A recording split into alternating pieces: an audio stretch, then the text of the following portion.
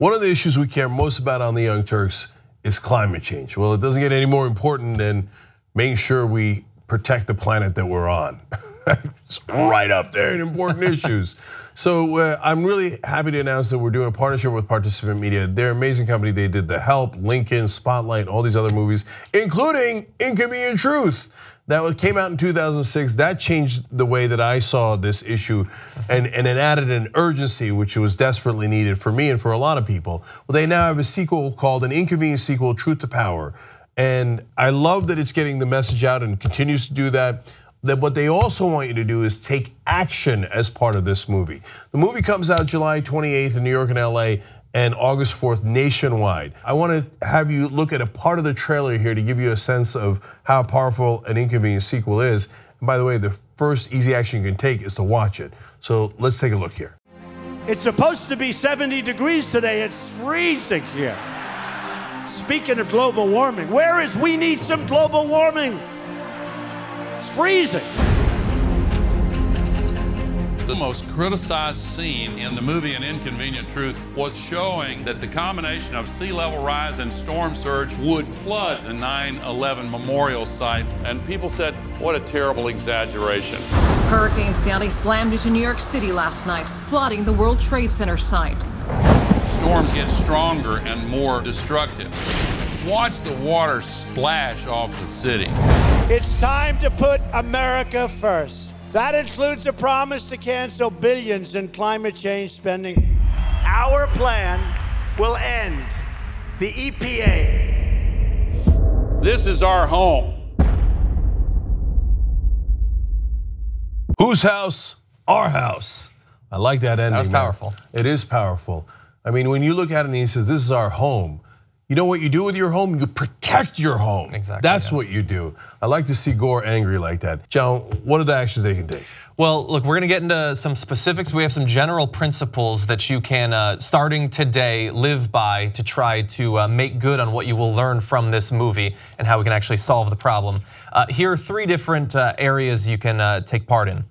First, you can use your choice to switch your home, your business, your community, or your university over to 100% renewable energy. Basically, whatever influence you have to reduce your carbon footprint, you can start doing that, even if it's just in your very own home. You can use your voice and urge your family, your friends, your coworkers, and your community to pursue climate solutions, to educate themselves about this issue, and work on ways that they too can contribute to the solution. And you can also use your vote to demand that leaders at all levels of government take climate action. Incentivize politicians who take this problem seriously, and vote out the politicians who won't do what's necessary to solve the problem. Look, we told you how important the vote was in the last election, and we told you that Trump could damage the environment. And in fact, John and I had a conversation about how in this election, that might have been the single most important issue, because if the president doesn't take action, it puts us so much further back. So now we all have to band together to make sure that we take action and he doesn't block us. But your voice is just as important. Look, I started a whole online show to get our voice out on issues like climate change. You don't have to go and start a Snapchat show, but maybe you should, okay?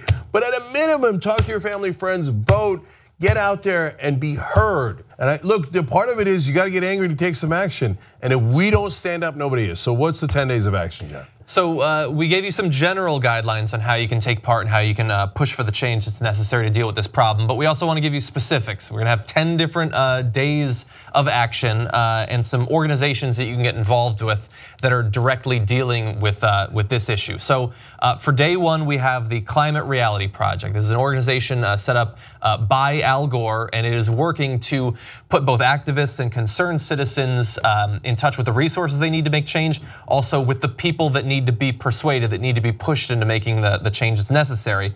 And the area we want to talk about is something that you are probably well aware of, especially if you watch the show, and that is the Paris Climate Accord, where against all odds, miraculously, almost 200 countries came together and pledged to voluntarily drastically reduce their emissions over the next decade and beyond.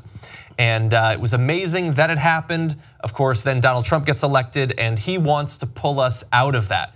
But despite him wanting to do that, There are still any number of countries that are still committed to it. There are literally hundreds of both governors and mayors across America who are pledging to still abide by the Paris Climate Accord standards.